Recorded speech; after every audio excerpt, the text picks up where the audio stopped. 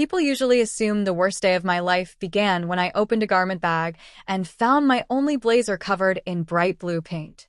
They're wrong. That moment only forced me to notice something that had been happening for years. My name is Elodie Schneider. I'm 27 years old, and I live alone in a modest apartment just outside Columbus, Ohio. My life isn't glamorous. I work contract office jobs, save every extra dollar I can, and spend most evenings studying compliance regulations because I've been chasing one stable corporate position for almost 4 years. I'm not someone who believes success arrives through luck. Every interview, every certification, every networking event has required careful planning because I don't have anyone waiting to rescue me if things fall apart. That wasn't always obvious to other people. From the outside, I came from what looked like an ordinary middle-class family. Inside that house, everything worked differently. The second person you need to know is my mother, Marianne Schneider. Most people adore her. She volunteers at charity events, remembers everyone's birthday, bakes cookies for neighborhood fundraisers, and somehow always knows exactly what to say in public. People describe her as patient, generous, and supportive. I know another version. At home, Marianne controlled every conversation without raising her voice. She decided which opinions were acceptable, which memories were true, and which dreams were realistic. If something good happened to me without her approval, she found a way to make it sound foolish. If I questioned her, she calmly insisted I remembered everything incorrectly. She rarely shouted.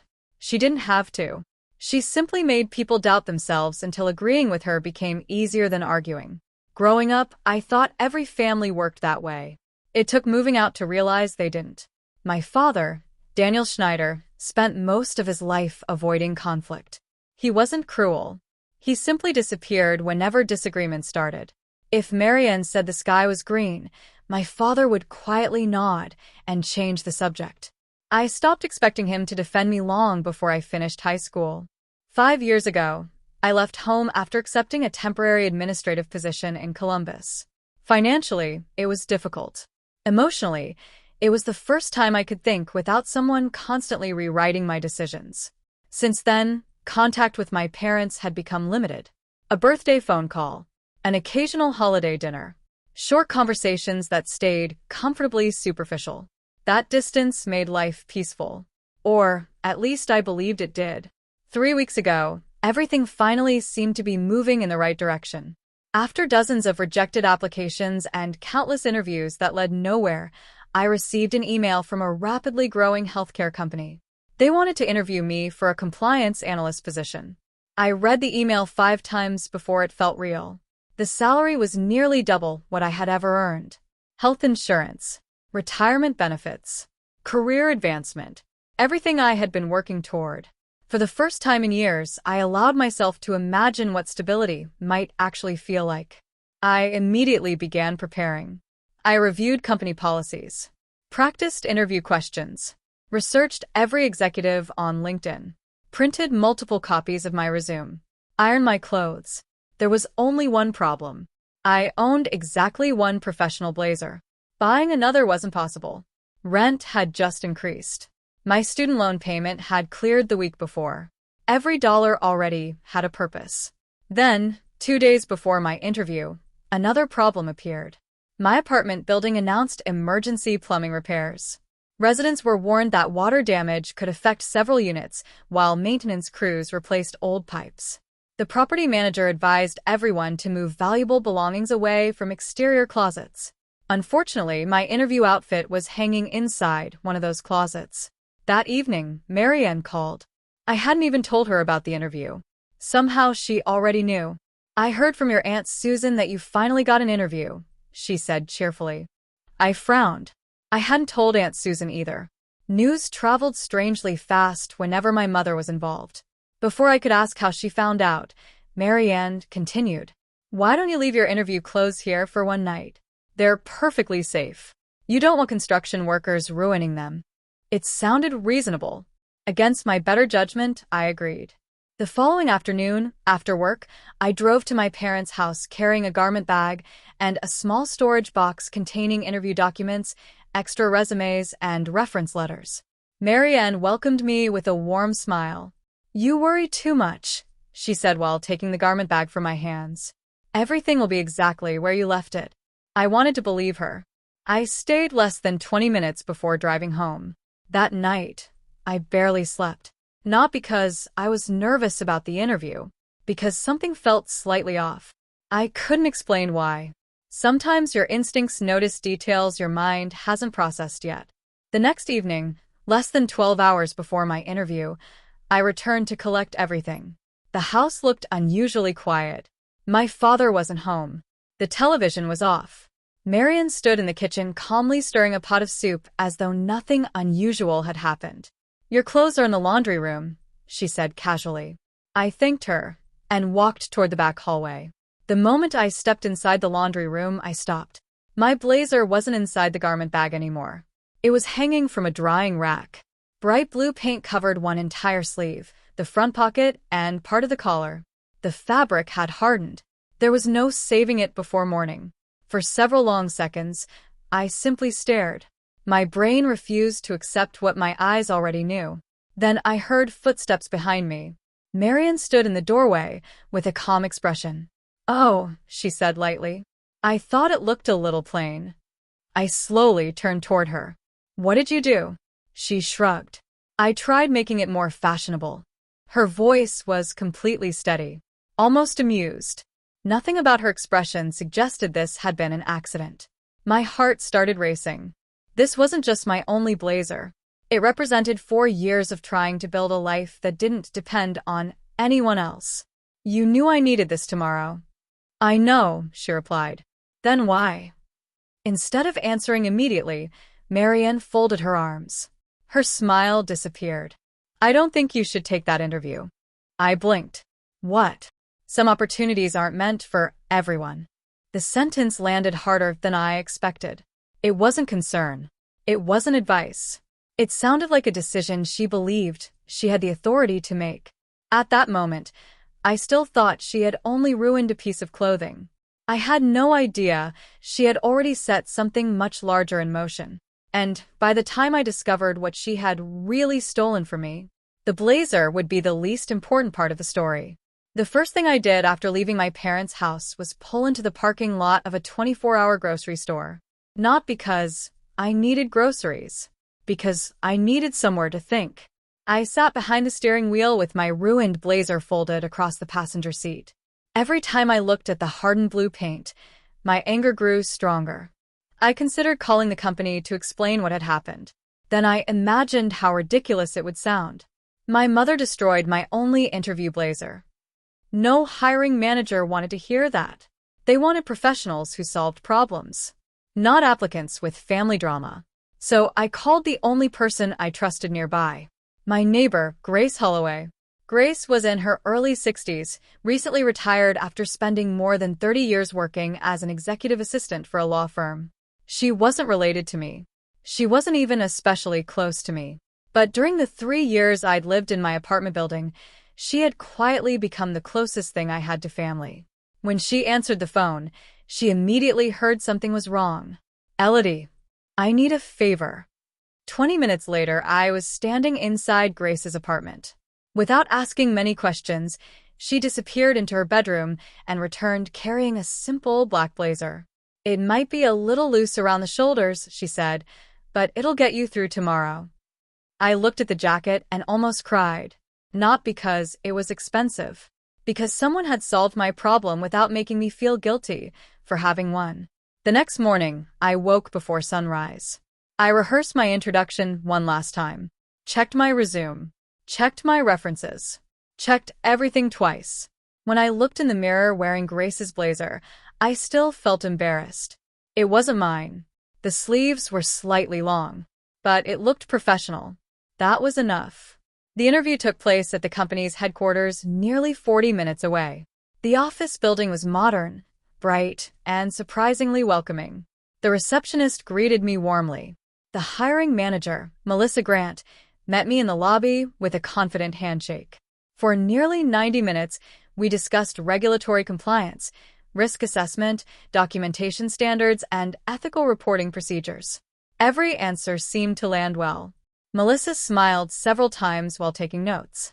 Near the end of the interview, she leaned back in her chair. "I'll be honest," she said. "You're one of the strongest candidates we've met." I tried not to react too visibly. Instead, I thanked her and continued asking thoughtful questions about the role. When I walked back to my car, I allowed myself something I hadn't felt in years: hope. For the next 4 days, I checked my email constantly.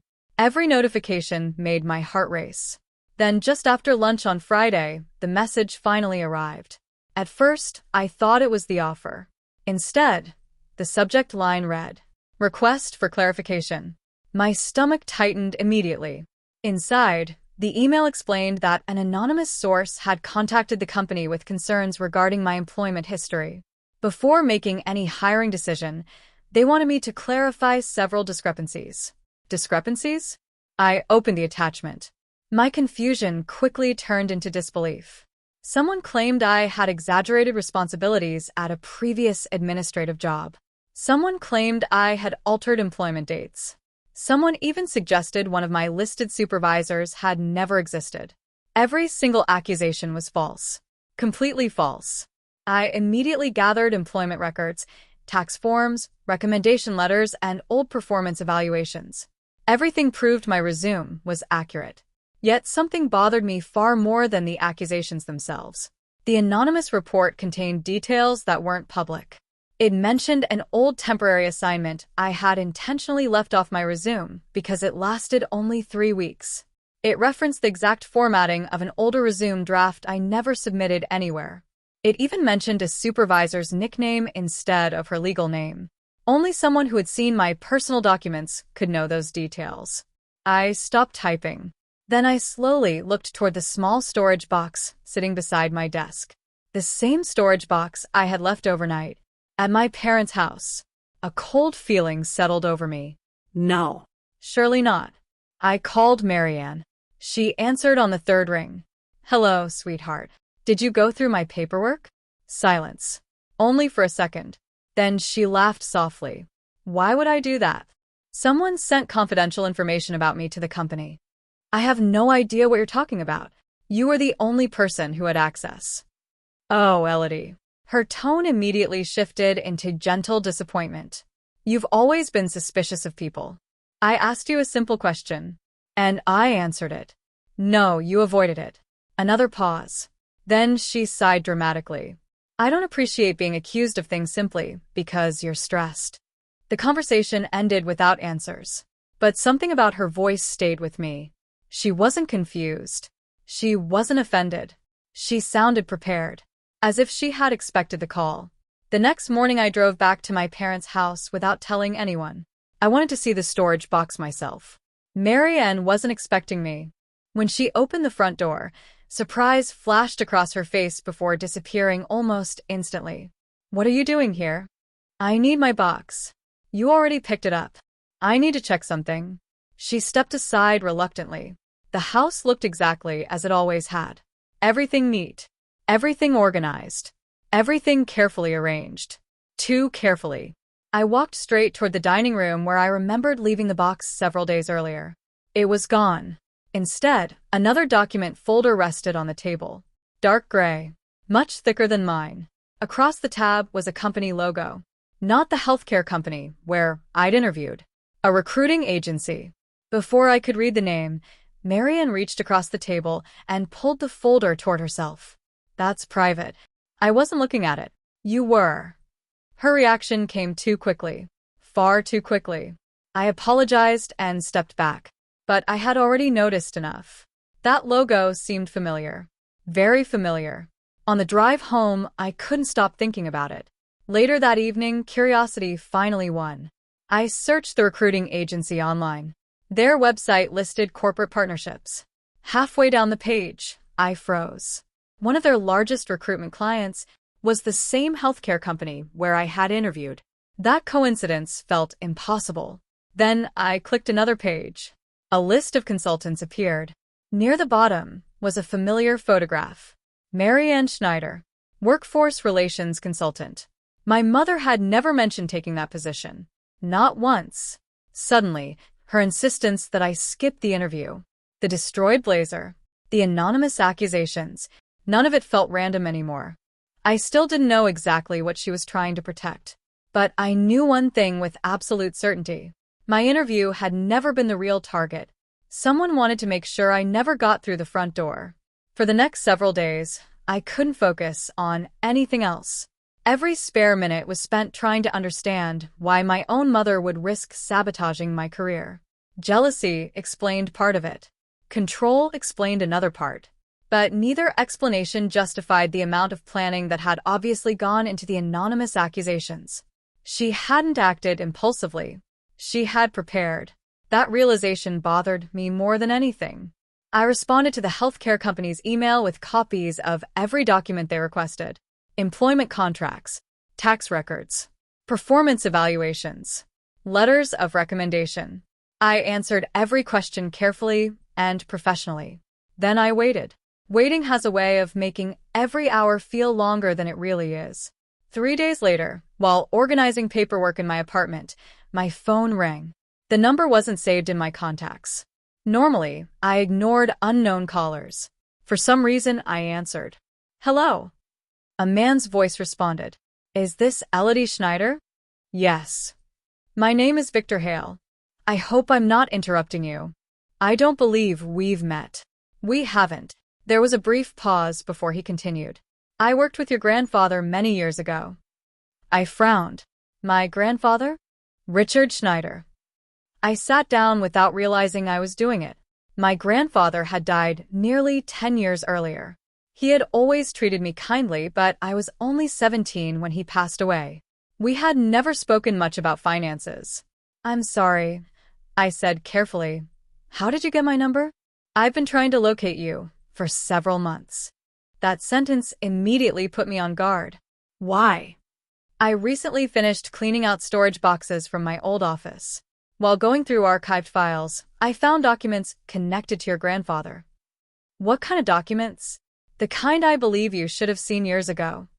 Silence settled between us. Finally, Victor asked something completely unexpected. Did anyone ever tell you your grandfather established an educational trust in your name? I blinked. I'm sorry. I asked whether anyone ever told you about the trust. No. His breathing slowed. I was afraid you were going to say that. Nothing about the conversation made sense anymore. What trust? When your grandfather sold his manufacturing business, he created several financial accounts for different family members. I listened carefully. One account was specifically reserved for your education. I felt my pulse quicken. There must be some mistake. There isn't. My parents told me there wasn't any money. I know what they told you. How? Because I attended the meetings. Victor explained that he had worked as an independent financial consultant for several local business owners, including my grandfather. After selling his company, Grandpa Richard wanted every grandchild to have opportunities he never had himself. For me, that meant graduate school, professional certifications, living expenses. Everything had supposedly been planned. I stared across my apartment. My student loan statements sat on the kitchen counter. I remembered working 2 part-time jobs throughout college, skipping meals, borrowing money, turning down internships because I couldn't afford unpaid work. You must have the wrong person, I whispered. Victor's voice became firmer. I'm absolutely certain. Then he said something that made my stomach tighten. The trust no longer exists. What happened to it? It was dissolved. When? A few months before your 18th birthday. I closed my eyes. Who dissolved it? According to the paperwork. He hesitated. Your grandfather. That answer made no sense. My grandfather suffered a major stroke 6 months before I turned 18. I know. He couldn't even sign greeting cards. I know. He couldn't write. I know. The room suddenly felt much smaller. Victor spoke quietly. That's exactly why those documents have bothered me for years. After ending the call, he emailed scanned copies of several archived records. I opened them immediately. There it was. The trust agreement. My name. My date of birth. My grandfather's signature from years earlier. Everything looked legitimate. Then I reached the final pages. Authorization for dissolution. Transfer instructions. A signature, supposedly belonging to my grandfather. At first glance, it looked convincing. Then, I enlarged the document. Something felt wrong. The handwriting looked stiff, uneven, almost copied. I compared it to the earlier signature. The differences became obvious. Letters formed differently. The pressure changed halfway through the name. Even someone without handwriting training could see they weren't written naturally. I leaned back in my chair. My hands were shaking. Could someone really have forged my grandfather's signature? If so, where had the money gone? That question refused to leave my mind. The next afternoon, I visited the county records office. I wasn't even sure what I expected to find. Mostly, I wanted confirmation that I wasn't imagining connections that didn't exist. Property records are public. Business registrations are public. Financial ownership histories often leave paper trails. After nearly 2 hours searching archive databases, I found something interesting. 5 months after the trust had supposedly been dissolved, Mary Ann purchased her first rental property. Before that purchase, my parents had never owned investment real estate. Within the next 4 years, they bought 2 more. Each purchase required substantial down payments. Far more than either of my parents' reported salaries seemed capable of supporting. Maybe it was coincidence. Maybe they had inherited money from someone else. Maybe there was a completely reasonable explanation. I wanted to believe that. Then another discovery destroyed any remaining optimism. I requested copies of probate filings connected to my grandfather's estate. Buried among dozens of legal pages was an inventory summary. One handwritten notation caught my attention. Educational trust previously terminated by beneficiary request. Beneficiary request. Not guardian request. Not family request. Beneficiary request. My grandfather had supposedly requested the termination himself, except on the date listed beside that note.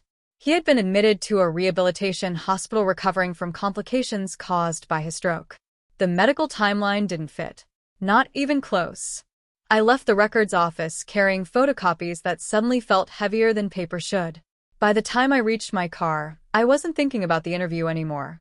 Or the anonymous accusations. Or the ruined blazer. Those things had started this journey. Now they seemed almost insignificant. Because if someone had stolen the future my grandfather intended for me, then the greatest lie my mother ever told wasn't about my career. It was about my entire life. I barely slept the night after leaving the county records office. Every document I had collected was spread across my dining table. The trust agreement, the dissolution papers, property records, estate filings, medical timelines. Individually, none of them proved a crime. Together, they painted a picture that became harder to ignore with every passing hour. For years, Mary Ann had controlled every version of the past that I knew. Now I had paperwork that couldn't be talked over. By Monday morning, I stopped trying to investigate everything by myself. I contacted an attorney. His name was Aaron Whitaker, a civil litigation lawyer whose practice focused on financial fraud and estate disputes. When I arrived at his office, I expected skepticism. Instead, Aaron listened without interrupting. I explained the ruined blazer, the anonymous accusations, the trust, the suspicious signatures, the rental properties. When I finally finished, he folded his hands across the desk. Most family disputes begin with emotion, he said. This one begins with documents. That sentence stayed with me. He wasn't promising victory. He was telling me evidence mattered more than anger. Aaron requested copies of everything I had gathered. He spent nearly 40 minutes reviewing each page. Finally, he looked up. If these timelines are accurate, we need bank records. What if they're gone? They usually aren't. Within days, Aaron filed legal requests seeking financial records connected to my grandfather's estate and the dissolved trust. The process wasn't immediate. Banks don't simply release decades-old financial information without proper authority. While waiting for responses, Aaron recommended another step. We also need to address your employment issue. I hadn't forgotten. The healthcare company still hadn't made a hiring decision. Although I had submitted every document they requested, the anonymous accusations remained part of their internal review. Aaron suggested sending a formal statement explaining that someone with personal access to my records appeared to be intentionally interfering with my employment. The company acknowledged receiving the statement, but declined to discuss the source of the accusations. Their investigation, they explained, was still ongoing. That answer frustrated me. But Aaron remained calm. If someone intentionally submitted false information, he said, they probably left a trail. A week later, the first breakthrough arrived. The bank produced archived transaction summaries. Not every document had survived, but enough remained. Aaron invited me into his office. Without saying a word, he slid several pages across the conference table. I immediately recognized account numbers connected to the trust. The closing balance hadn't disappeared. Instead, the funds had been transferred into another financial account on the very same day the trust was dissolved. Can we identify the receiving account? I asked. Aaron nodded. We already did. He handed me another page. The account belonged to a real estate investment partnership. I frowned. I've never heard of this company. You haven't.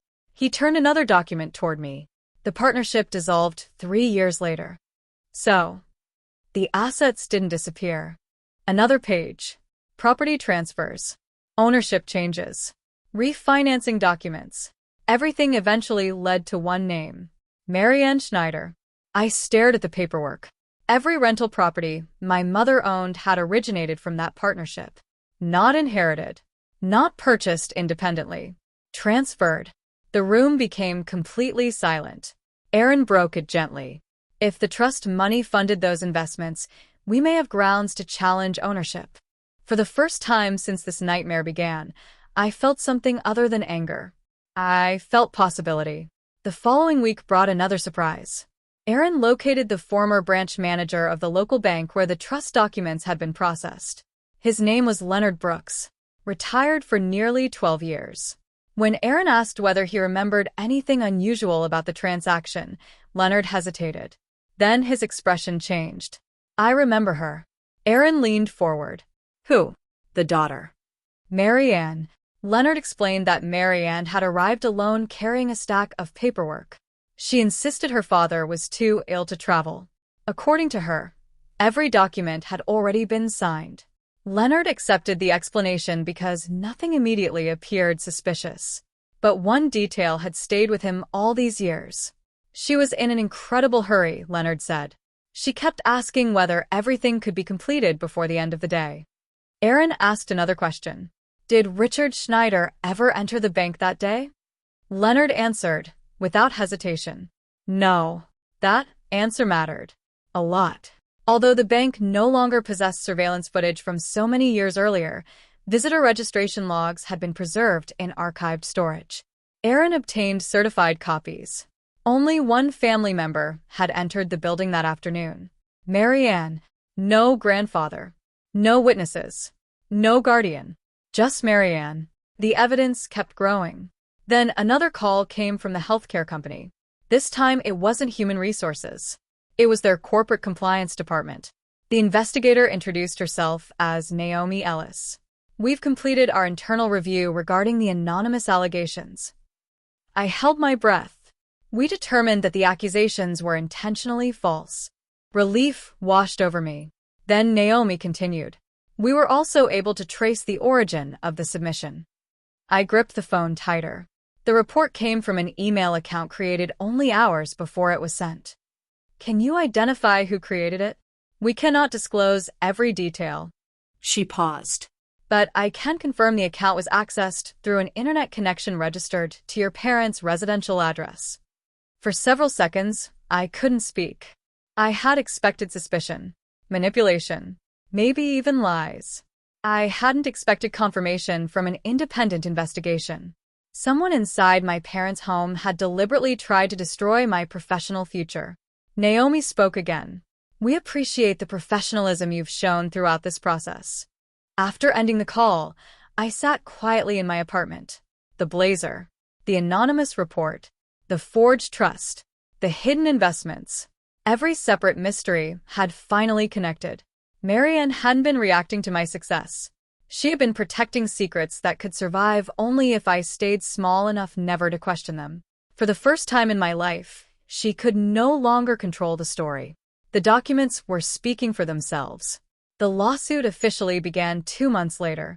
Even after everything Erin had uncovered, part of me still expected Marianne to admit what she had done before we ever stepped into a courtroom. She didn't. Instead, she denied everything.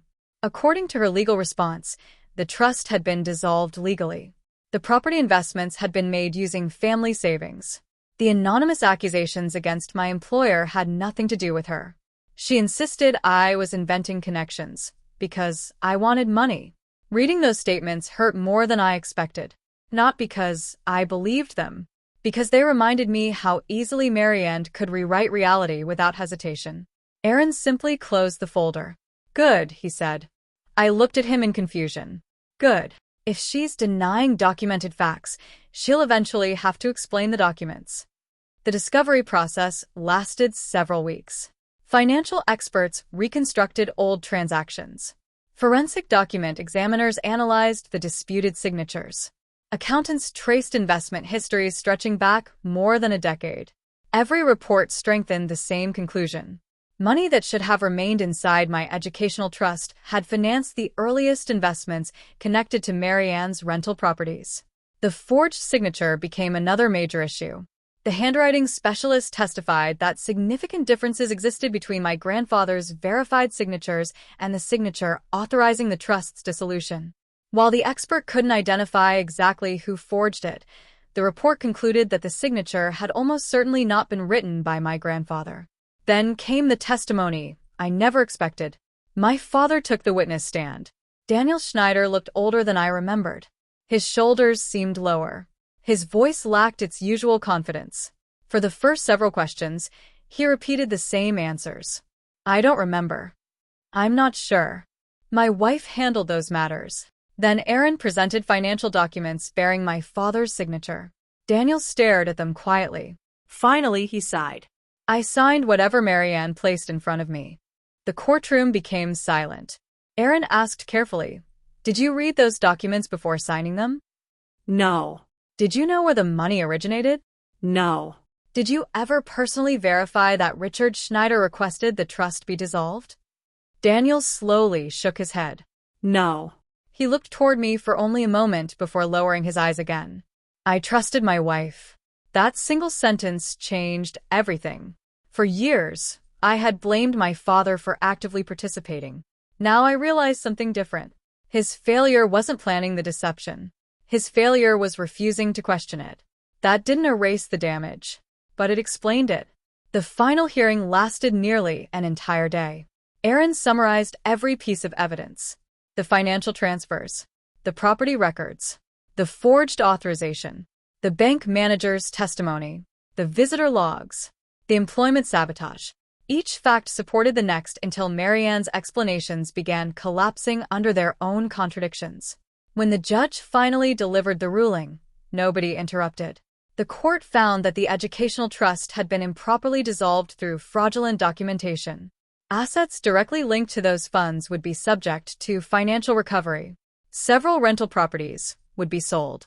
The proceeds would be redistributed according to the court's judgment. Marianne remained completely expressionless while the decision was read. Only after the hearing ended did she finally look at me. You've destroyed this family. For the first time in my life, I didn't feel intimidated by those words. I answered quietly. No. You did. She turned away without another sentence. I never saw her cry. I never heard an apology. I never expected either one. 3 days later, another phone call arrived. This one came from Melissa Grant, the hiring manager at the healthcare company. Elodie, she said, thank you for your patience. I smiled despite myself. We've completed our review. I waited. We'd like to offer you the compliance analyst position. For several seconds, I couldn't respond. Melissa laughed softly. I'm hoping that's a good sign. It is. She continued. Our compliance department was impressed by how thoroughly you documented everything during the investigation. The irony almost made me laugh. The false accusations meant to destroy my opportunity had become evidence of the exact skills the company wanted. Attention to detail, integrity, documentation. Professionalism under pressure. The very qualities Marianne tried to undermine had ultimately opened the door. A week after accepting the position, Victor Hale invited me to meet him for coffee. He carried a small envelope that had been tucked inside one of my grandfather's archived files. "I think this belongs to you." Inside was a handwritten letter. The paper had yellowed with age. I immediately recognized my grandfather's handwriting from old birthday cards he used to send me. The letter was short. It read, "Dear Elodie, if you're reading this, I hope you've built a life that belongs to you. Never let anyone convince you that your future should be smaller because it makes someone else more comfortable. The opportunities one planned for you were never gifts. They were investments in the person I believed you would become. Love always, Grandpa." I read those words 3 times before folding the letter carefully back into the envelope. For years, I believed I had been abandoned. Instead, I discovered someone had believed in me all along. Someone else had simply tried to erase the proof. Life didn't become perfect after the court case. Real life rarely works that way. Winning in court didn't erase years of struggling through college. It didn't return the internships I couldn't afford to accept. It didn't erase the nights I wondered why everything seemed so much harder for me than for everyone else. Time can't be refunded. Neither can opportunities. But something much more important changed. For the first time in my life, the truth no longer belonged only to me. It existed in court records, financial reports, legal judgments, documents that couldn't be rewritten simply because someone wanted a different version of events. A few months after I started my new position, the sale of Marianne's rental properties was completed. The court-appointed financial administrator distributed the recovered funds according to the judgment. No amount of money could replace everything that had been taken from me, but it did something I never thought possible. It paid off every remaining dollar of my student loans. The same loans I should never have needed. The day I submitted the final payment confirmation, I stared at the screen for several minutes. Not because of the number, because of what it represented. For years, I believed debt was simply the price of becoming independent. Now I knew it had been the cost of someone else's deception. I framed that loan payoff letter and placed it inside my home office, not as a celebration of money, as proof that one chapter of my life had finally ended. My relationship with my father changed in unexpected ways. Several weeks after the trial, he asked if we could meet. We chose a quiet diner halfway between our homes. When he arrived, he looked uncomfortable, older, tired. He didn't offer excuses. He didn't ask for forgiveness. Instead, he admitted something I had waited years to hear. I should have asked more questions. Those 6 words carried more honesty than almost anything he had ever said to me. "I kept choosing the easy path," he continued. "I thought avoiding conflict protected everyone. I listened without interrupting. It didn't." "No," I replied. "It protected the wrong person." He nodded. Neither of us cried. Neither of us pretended everything could be repaired in a single conversation. But for the first time, we spoke as 2 adults instead of a father hiding behind silence. Our relationship didn't magically heal. It slowly became honest. Sometimes honesty is enough to begin again. Marianne chose a different path. She appealed the judgment. The appeal failed. She blamed lawyers. She blamed banks. She blamed the court. She blamed me. Everyone except herself. News of the case spread quietly through the local community. The volunteer organizations she had proudly represented asked her to step down from leadership roles while reviewing their ethics policies. Several longtime friends distanced themselves after reading the public court filings. People who had admired her generosity discovered that much of the image she carefully built depended on hiding what she had done behind closed doors. Her greatest loss wasn't financial. It was credibility. Once people stopped believing her version of events, she had nothing left to control. As for me, work became everything I had hoped it would be. The healthcare company promoted me less than 2 years later. Ironically, my experience navigating fraud investigations made me especially effective in compliance. I understood how deception worked. Not from textbooks, from surviving it. One afternoon, while cleaning my apartment, I opened the back of my bedroom closet. Hanging in the far corner was the blazer. The same navy blazer covered with bright blue paint. I hadn't repaired it. I hadn't thrown it away either. I took it down and ran my hand across the stiff fabric. For a long time, I thought that blazer represented the day my mother tried to ruin my future. Now I understood something different. That blazer represented the day her secrets finally began falling apart. If she had never destroyed it, I might never have questioned anything else. I might have accepted the anonymous accusations as bad luck. I might never have answered Victor Hale's phone call. I might never have discovered the trust. Sometimes the smallest act of sabotage uncovers the biggest lie. People often ask me whether I hate my mother. The answer surprises them. No. Hatred would keep me connected to the person who spent years trying to define my life. I don't need that anymore. I simply refuse to carry her version of my story. My grandfather believed I deserved a future. Marianne believed she could decide what that future looked like. In the end, neither of them chose it. I did. The paint eventually dried.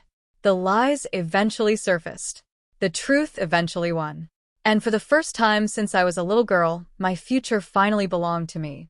Thank you for staying with me until the end of my story. If Elodie's journey kept you invested, don't forget to subscribe, leave a like, and share your thoughts in the comments. I'd love to know what part surprised you the most, and there are many more powerful stories waiting for you in the next video.